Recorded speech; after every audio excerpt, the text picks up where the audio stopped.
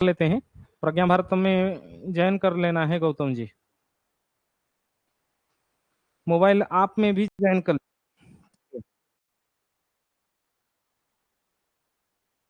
हो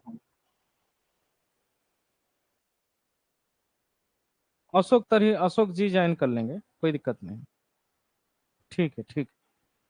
ठीक है, नमस्ते। आज केवल एक ही कुंडली का हम लोग चिंतन करेंगे। इस कुंडली 4-5 दिन पहले मैं देखा हूँ, इस कुंडली का फलादेश थोड़ा सा चिंतन करना है, बस इतना ही। आधा घंटा जितना समय होगा इसी के ऊपर चर्चा करेंगे, चिंतन करेंगे। डेट ऑफ बर्थ है सितंबर 28 तारीख 1999, और समय जो है वो 8:45 का है, प्रातः 8:45 का।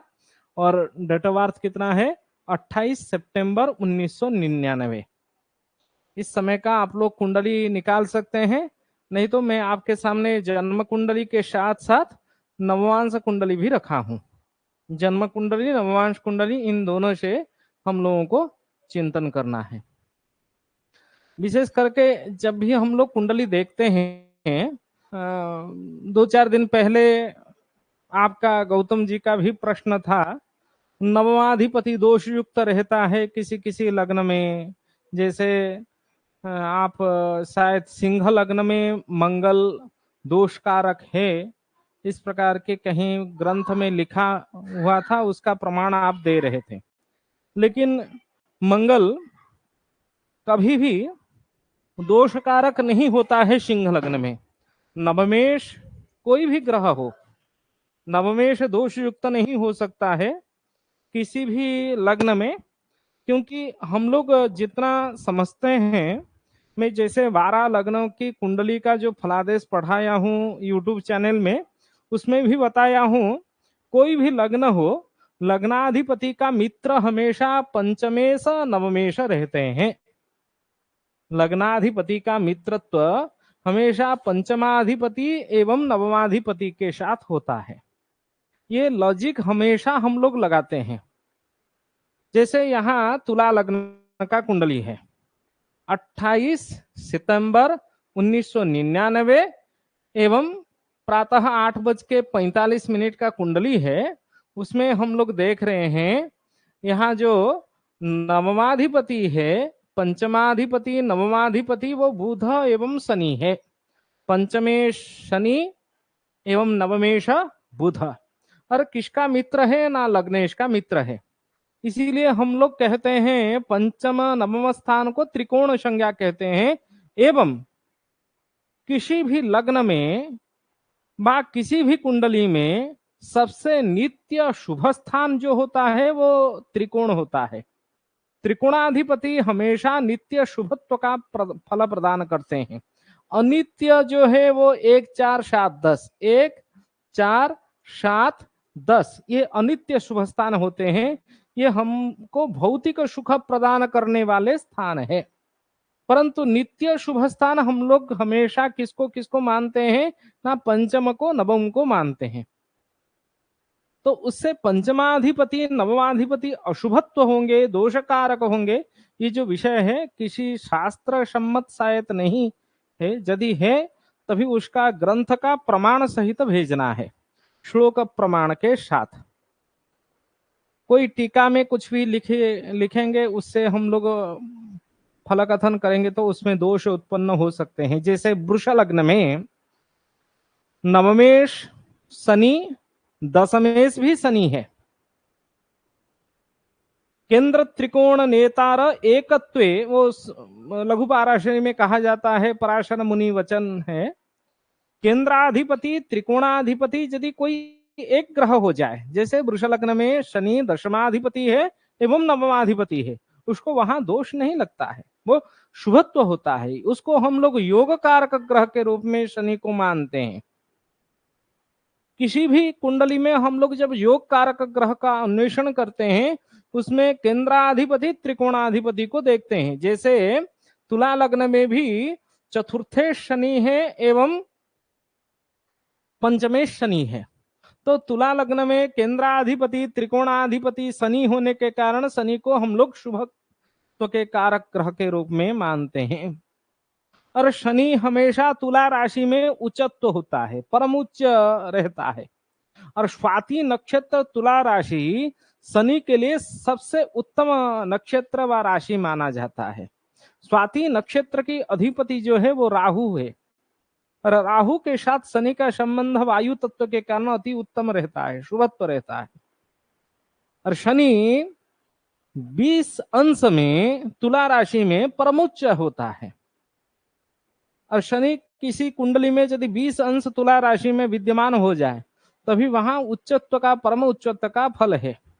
और हम लोग बृहद जातक, लघु जातक जितने नियम देखेंगे उसमें लिखा गया है एक वाक्य, विपरीतम शनि स्मृत आत्मादयो गगनगैर बलिभिर्बलवत्तराः दुर्बली दुर्बलाज्ञया विपरीतम शनि स्मृत।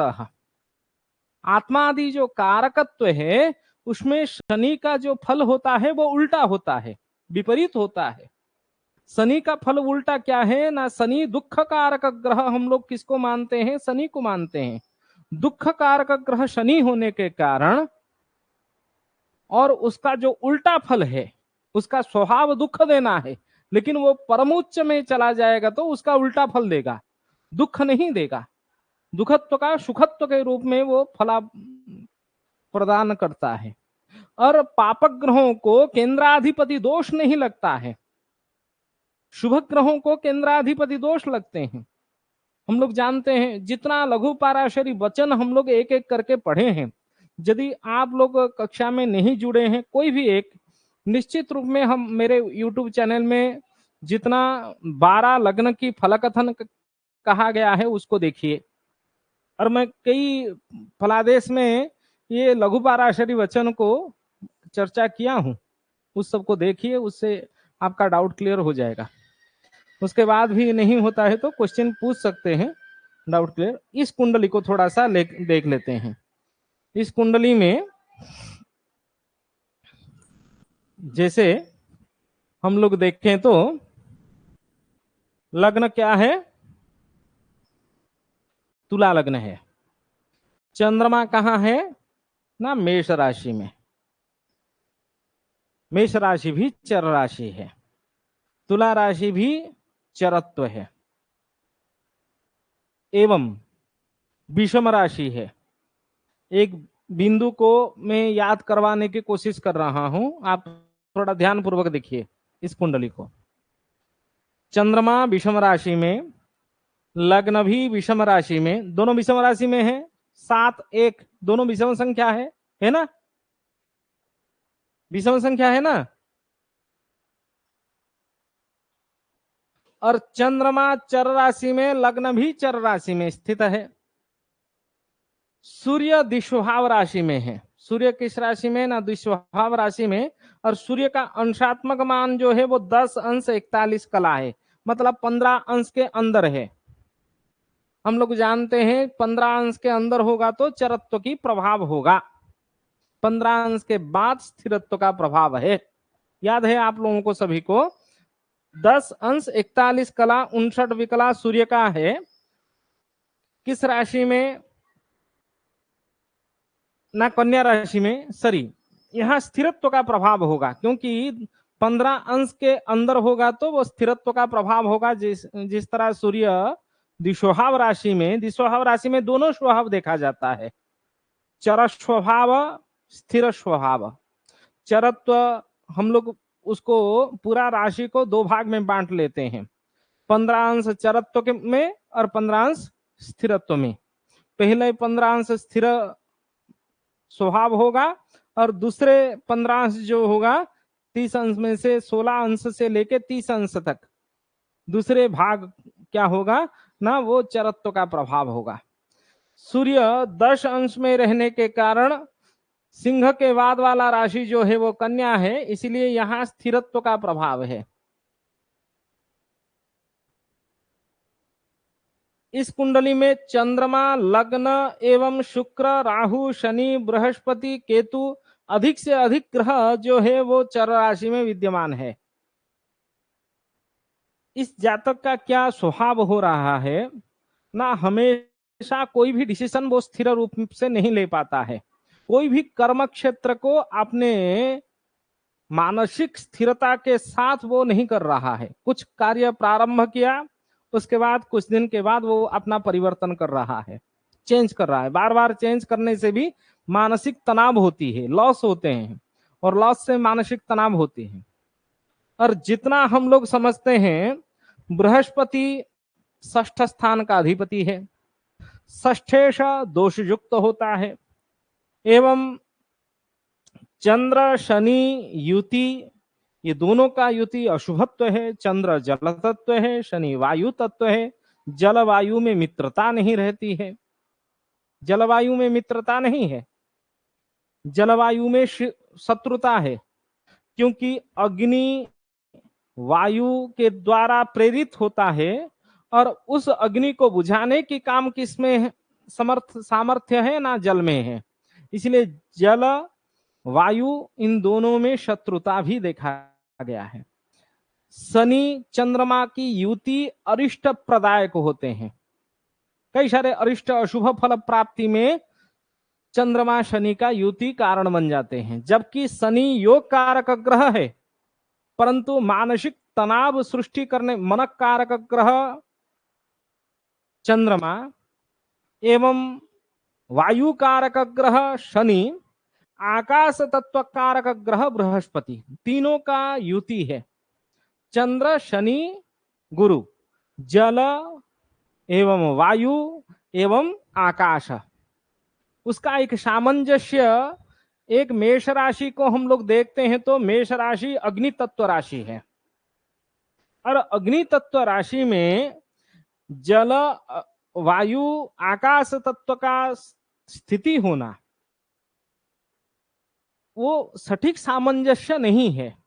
उन चारों में आपस में मित्रता नहीं हो सकते हैं। ऐसे भी पंच महाभूत में आकाश में शब्द गुण प्रधान है, शब्द, उसके बाद स्पर्श गुण प्रधान वायु तत्व में होता है, शब्द स्पर्श, उसके बाद रूप, रूप के बाद रस, इन चारों तत्वों का गुण एक एक करके गुण वृद्धि होता है।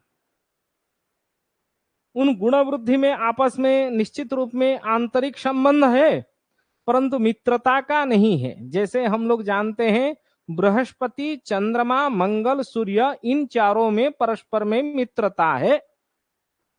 शनि बुध शुक्र, इन तीनों में परस्पर में मित्रता है। तो शनि का स्थिति मेष राशि में नीचत्व का प्रभाव है। शनि नीचंगत शनि का प्रभाव निश्चित रूप में मेष राशि में अशुभत्व प्रदान करेगा। और चंद्रमा के साथ युति, क्योंकि विपरीतम शनि स्मृतः, थोड़ी देर पहले मैं ही बताया हूं, शनि यदि उच्चत्व होगा, बलयुक्त होगा, तभी उसका फल क्या होगी? शुभत्व का परिणाम होगा। शनि निर्बल होने से उसका फल क्या होता है? क्योंकि शनि का तात्विक फल जो है वो दुख कारक ग्रह शनि, सभी ग्रह बलयुक्त होने से उनका जो अपना अपना कारकत्व है, जैसे आत्मा कारक ग्रह सूर्य, सूर्य बलवान होगा तो आत्म गुण को वृद्धि करता है, आत्म शुद्धि बनाता है, व्यक्ति के मन में, व्यक्ति के तन में, व्यक्ति के चिंतन में आत्म शुद्धि बनाता है, क्योंकि आत्मा कारक ग्रह सूर्य है। पितृ प्रताप, आरोग्य, मनशुद्धि, ये सब प्रदान करता है सूर्य।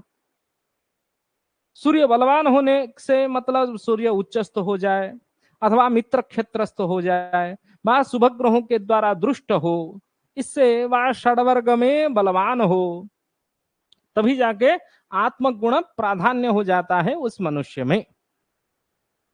इसी प्रकार शनि का जो धर्म है वो दुख देना। कहा गया है आत्मादयः गगन गैर बलिभिर बलवत्तराः दुर्बलै दुर्बलाज्ञया विपरीतम शनि स्मृतः। शनि का फल जो होगा वो विपरीत होगा। शनि का स्वाभाविक गुण जो होता है वो दुख देना, लेकिन शनि उच्चस्थ होने के कारण व बलयुक्त होने के कारण क्या होता है? वो दुख नहीं देता है। लेकिन यदि निर्बल हो जाए, शत्रु क्षेत्रस्थ हो जाए, अस्तंगत हो जाए, तब क्या होगा? उसका फल क्या होगा? उल्टा होगा, विपरीत होगा। मतलब जो दुख तत्व है उस तत्व का वृद्धि होगा, रोगाक्रांत करवाएगा शारीरिक। क्योंकि रोग सृष्टि होने के कारण विशेष करके हम लोग चंद्रमा, सूर्य, इन सभी ग्रहों को मानते हैं। उसके बाद षष्ठेश है, क्योंकि षष्ठ भाव का अधिपति जो होता है वो रोग का मुख्य कारण कारक ग्रह है। यहाँ षष्ठेश बृहस्पति। थोड़ी देर पहले मैं क्या कह रहा हूं ना, तुला लग्न का योग कारक ग्रह शनि, योग कारक का प्रभाव एवं रोग सृष्टि होने का प्रभाव दोनों में भिन्नता देख रहे हैं हम लोग। समझ रहे हैं बात को? जो योग कारक ग्रह है वो रोग कारक ग्रह नहीं होगा ऐसा नहीं है। योग कारक ग्रह शनि उसके दशांतर दशा में अपना योग के प्रभाव से, अच्छे अच्छे राजयोगों के प्रभाव से वो कर्म प्राप्ति करवा सकता है, भौतिक सुख प्रदान कर सकता है, परंतु वो दुख कारक ग्रह होने के कारण रोगाक्रांत भी करवा गया। और चंद्रमा के साथ, बृहस्पति के साथ युति से अशुभत्व होगा। इसमें चंद्रमा को केंद्राधिपति दोष लगता है या नहीं लगता है, ये भी एक चिंतनीय विषय है। क्योंकि हम लोग लघु पाराशरी वचन पढ़ते हैं तो केंद्राधिपति दोषस्तु बलवान गुरु शुक्रयो तदनु बुध तदनु चंद्रोपी सौम्यत्वेन केंद्राधिपति दोष सभी शुभ ग्रहों को लगता है और क्रम से उसका उत्तरोत्तर प्रियमाण होता है। सबसे अधिक बृहस्पति को, बृहस्पति से कम लगता है शुक्र को, शुक्र से कम बुध, बुध से कम चंद्रमा को। चंद्रमा मन कारक ग्रह होने के कारण मन विकार सृष्टि करता है। थोड़ी देर पहले हम लोग क्या कह रहे हैं ना, चर लग्न है, चर राशि है, मन विचलित होगा, कोई भी स्थिर डिसीजन वो नहीं ले पा रहा है, बार बार अपने कर्म क्षेत्र को परिवर्तन कर रहा है। उसका परिवर्तन करने से लस होगा और उस लस से मानसिक तनाव होगा और मन विकार रोग से वो पीड़ित होगा, मानसिक यंत्रणा से पीड़ित होगा। और ये चंद्रमा जल तत्व कारक ग्रह के कारण कफ तत्व की भी प्राधान्य हो सकता है। समझ रहे हैं बात को? ये एक कारण है। अभी तक मैं नववांश कुंडली में नहीं गया हूं, पहले पूरा एक तरह चिंतन हम लोग कर लेते हैं, उसके बाद जाके नववांश कुंडली में को देखते हैं। हमेशा कर्म विचार में हम लोग क्या कहते हैं ना, कर्म भाव, और कर्म भाव का प्रत्येक भाव का एक दशम संबंध होता है और दशम संबंध सबसे अधिक केंद्र संबंध में प्राधान्य माना जाता है। क्यों ये धीरे धीरे उत्तरोत्तर बल वृद्धि होती है। तो दशम भाव का जो दशम स्थान है वो सप्तम भाव है। इसीलिए सप्तम भाव में बैठे हुए ग्रहों का डायरेक्ट लिंक कहां होती है ना, दशम भाव के ऊपर, कर्म स्थान के ऊपर। कर्म भाव का अधिपति चंद्रमा, कर्म भाव का अधिपति चंद्रमा, लग्नेश शुक्र, राहु युत है और राहु पुष्या नक्षत्र में विद्यमान है। आगे जाके दिखाऊंगा नक्षत्र का। पुष्या नक्षत्र की अधिपति शनि है एवं शनि शायद स्वाति नक्षत्र में स्थित है। आगे देखेंगे शनि को, स्वाति कह रहा हूं, शनि केतु नक्षत्र में, अश्विनी नक्षत्र में स्थित है। तो अश्विनी नक्षत्र में शनि एवं राहु, पुष्या नक्षत्र में शनि के नक्षत्र में, एवं परस्पर दशम संबंध होने के कारण इन तीनों का प्रभाव दशम भाव के ऊपर होने से शनि, चंद्रमा, गुरु का जो दृष्टि है, शनि का पूर्ण दृष्टि कहाँ कहाँ होता है ना, दशम स्थान को पूर्ण दृष्टि होता है, तृतीय स्थान को एवं सप्तम भाव को। तो शनि यहां बैठा है तो इस स्थान को निश्चित रूप में पूर्ण दृष्टि से देखेगा और ऐसे कोई ग्रह नहीं है इस भाव को पूर्ण दृष्टि से देखेगा ना है। हम लोग मंगल को चिंतन करें तो मंगल का दृष्टि, अष्टम दृष्टि नवम भाव को पूर्ण दृष्टि होगी, इस स्थान को नहीं है। केवल शनि अकेला एक ग्रह है जो दशम भाव को, शुक्र राहु को पूर्ण दृष्टि से देख रहा है। और कभी भी किसी भी कुंडली में दशम भाव के ऊपर शनि का प्रभाव हो जाए, शनि के दशा, अंतरदशा, प्रत्यंतर दशा के समय में व्यक्ति कर्म क्षेत्र को प्राप्त करता है। रोगाक्रांत करेगा वो अलग बात है।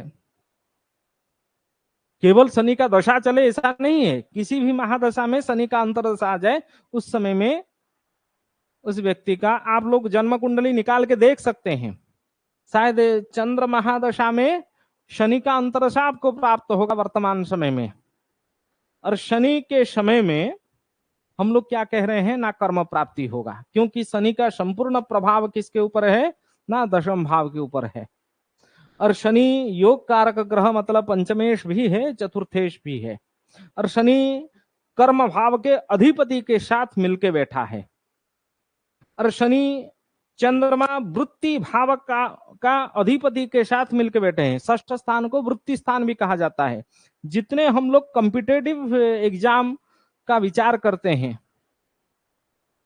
ठीक है, जो कॉम्पिटेटिव एग्जाम के कारण उत्तीर्ण होके कर्म क्षेत्र को प्राप्त करते हैं, उसका कारण होता है षष्ठ भाव का अधिपति। और एक क्या बात है ना, ये सप्तम भाव को वाणिज्य स्थान कहा जाता है। सप्तम भाव को वाणिज्य स्थान भी कहा जाता है। सप्तम भाव का अधिपति मंगल धन स्थान में बैठ जाए तो मंगल धन भाव का अधिपति सप्तमेश है। मंगल हम लोग जानते हैं सप्तमेश द्वितीयेश क्या है ना, सबसे अधिक मार्केश है। मार्केश है ना, मंगल मार्केश है, प्रबल मार्केश है, क्योंकि द्वितीय भाव का अधिपति भी है, सप्तम भाव की भी अधिपति है। मार्केश के दशा अंतरदशा हमेशा यदि अल्पायु का योग होगा, उसी समय में मार्केश के दशा अंतरदशा चलेगी, तभी व्यक्ति निपट जाता है, मृत्यु होता है व्यक्ति का। जैसे चिंतन एक बार सोच लेते हैं आप लोग, दशा अंतरदशा प्रत्यंतरदशा भी निकाल के देख लीजिए। जब चंद्रमा के महादशा, शनि के अंतरदशा एवं मंगल के प्रत्यंतरदशा चलेंगे तो उसको धन की वृद्धि होगी, धन वृद्धि होगी, उसके साथ साथ आकस्मिक विपत्ति होने की संभावना भी हो सकती है। आकस्मिक विपत्ति होने की संभावनाएं भी होंगी वहां। समझ रहे हैं? ये एक लक्षण हम लोगों को नोट करना है।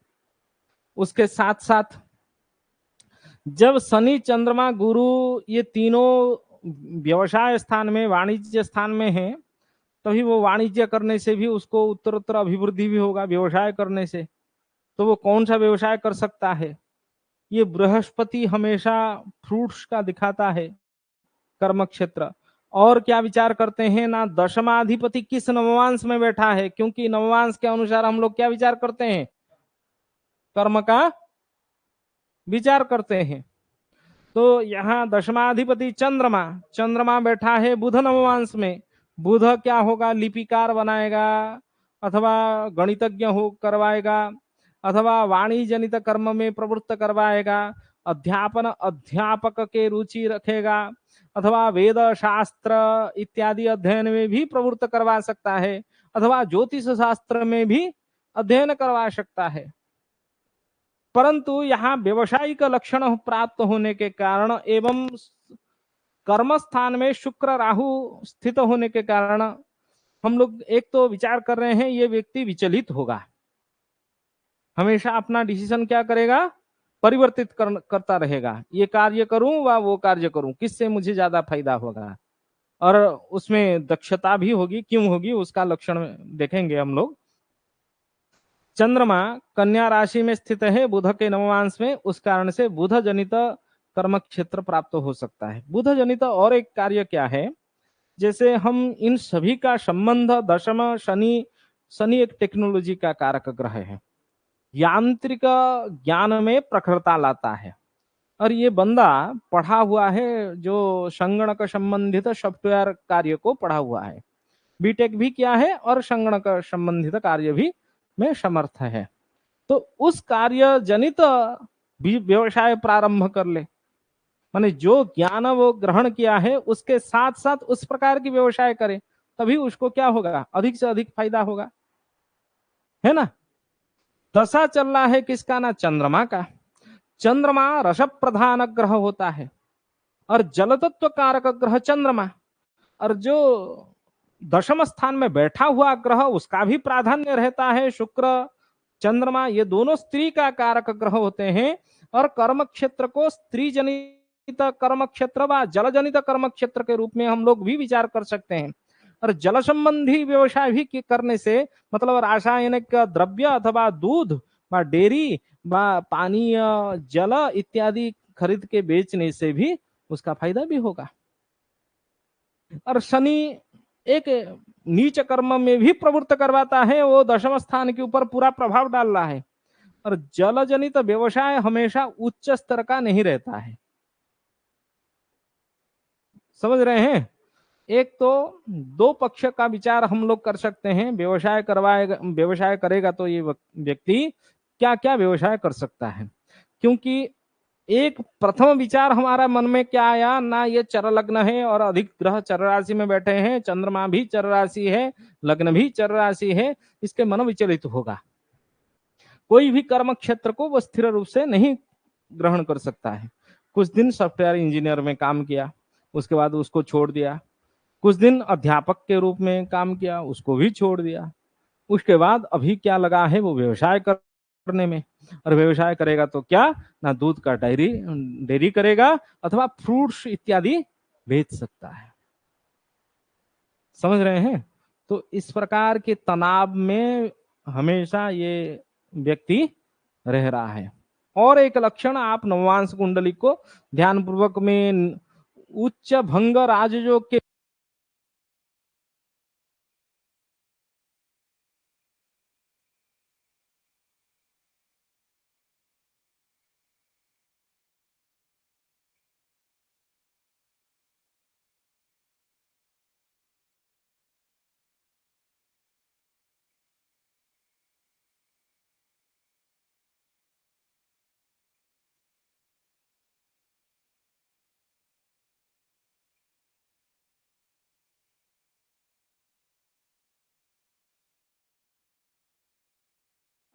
हरिओम आया,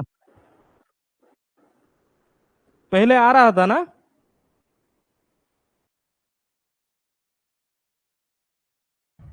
ओहो, इसमें चार्ज खत्म हो गया है। ये जितने बैटरी डालूं तो वो नहीं हो रहा है, क्यों? ये सारा बैटरी खराब हो गया है। थोड़ा सा 2 सेकेंड आप लोग लाइन में रहिए।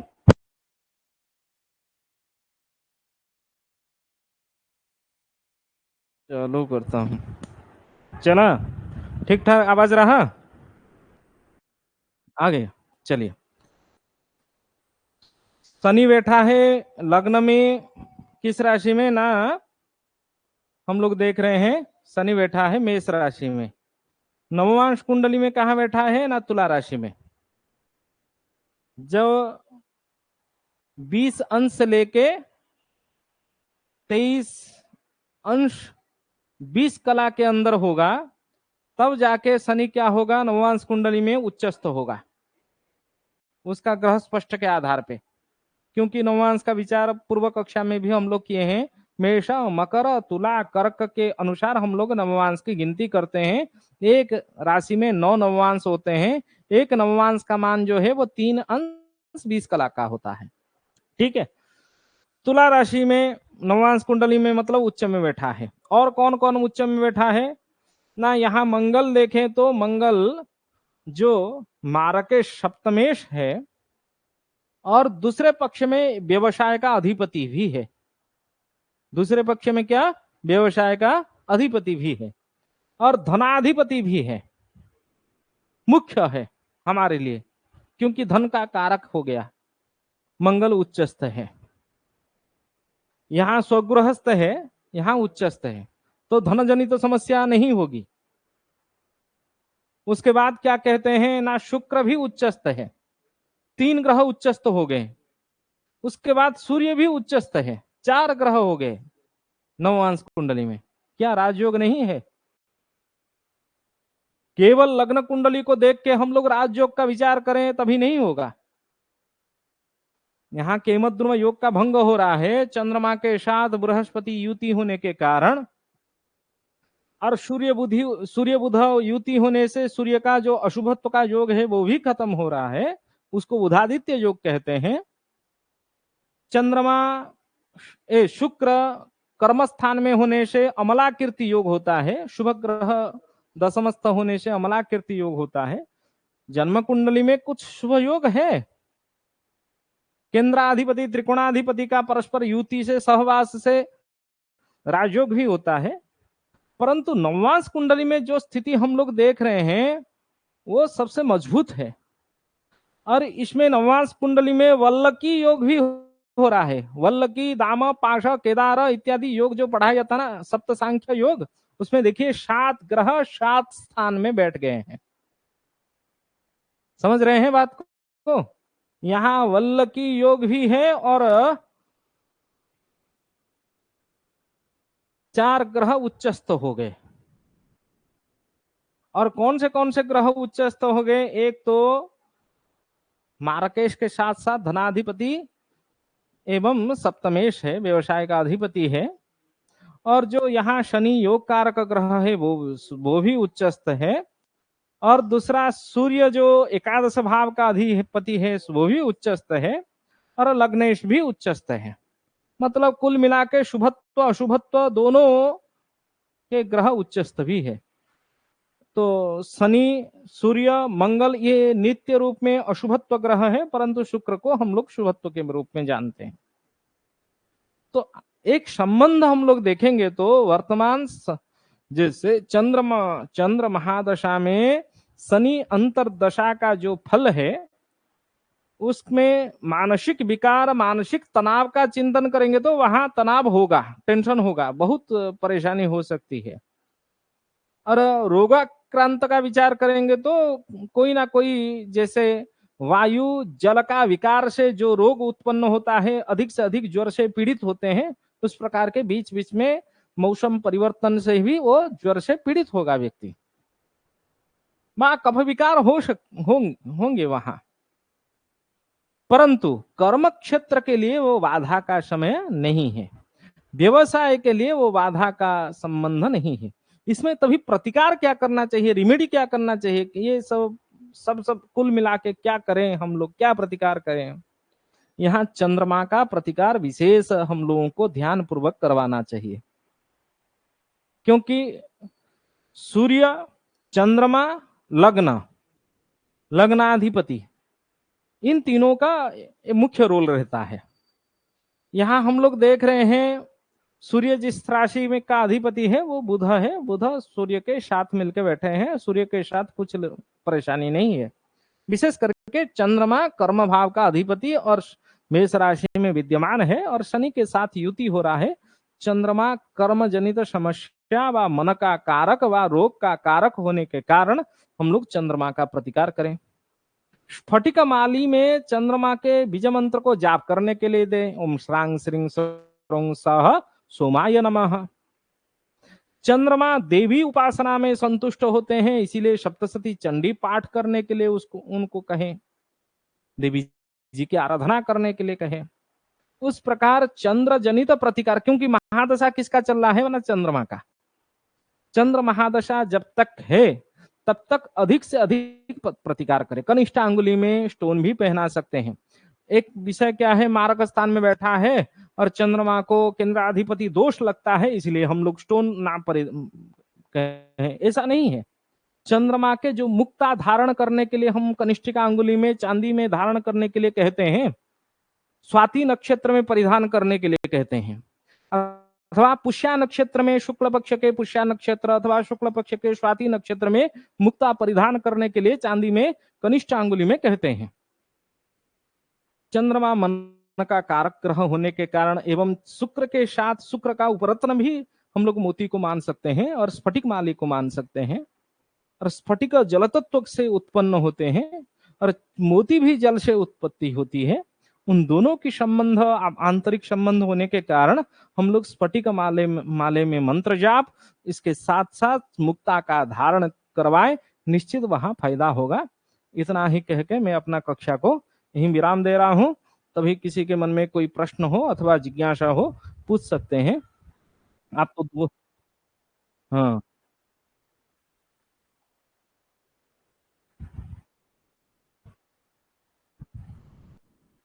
हाँ, परम मार्ग केस है। अधिक मार्केश है।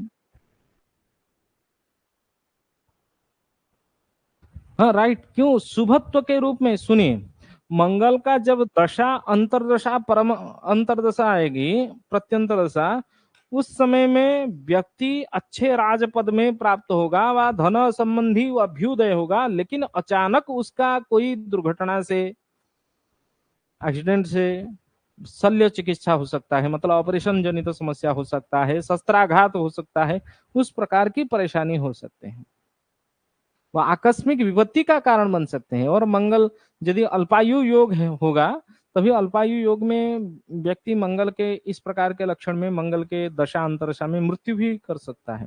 जैसे आप कहेंगे शनि महादशा मंगल का अंतरदशा जिस समय में चले, क्या होगा ना, वो मृत्यु, यदि अल्पायु का योग होगा, वह जिस समय के आयु जितना है उसी समय में यदि उसका दशा अंतरदशा चल रहा हो, तभी वो मृत्यु भी वर्ण कर सकता है। हाँ हाँ हाँ हाँ।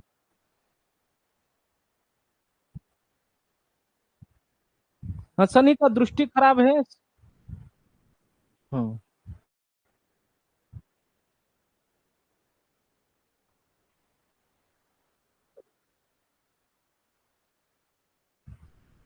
शनि उस शनि का अच्छा करेगा, योग कारक ग्रह के रूप में तुला राशि, तुला लग्न के लिए निश्चित अच्छा करेगा। केवल चंद्रमा के साथ युति होने से वो रोगाक्रांत करवा सकता है, लेकिन विवाह जनित समस्या करवाएगा ऐसा नहीं है, क्योंकि चंद्र बृहस्पति ये दोनों मंगल के मित्र होते हैं, और मित्रत्व बैठ जाने से उसका अशुभत्व का प्रभाव उतना ज्यादा, भले ही हम लोग गुरु को त्रिषणाय का अधिपति मान रहे हैं, यहाँ त्रिषणाय के अधिपति अशुभत्व होने के बाद भी इस स्थिति में उतना अशुभत्व नहीं होगा। दाम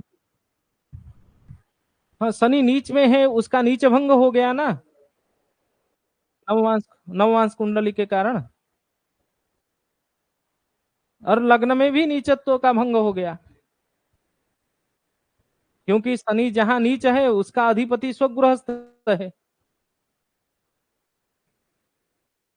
ठीक है, चले, धन्यवाद है आप दोनों को, आप दोनों ही जुड़े। चलिए मैं कक्षा को ही विराम दे रहा हूं।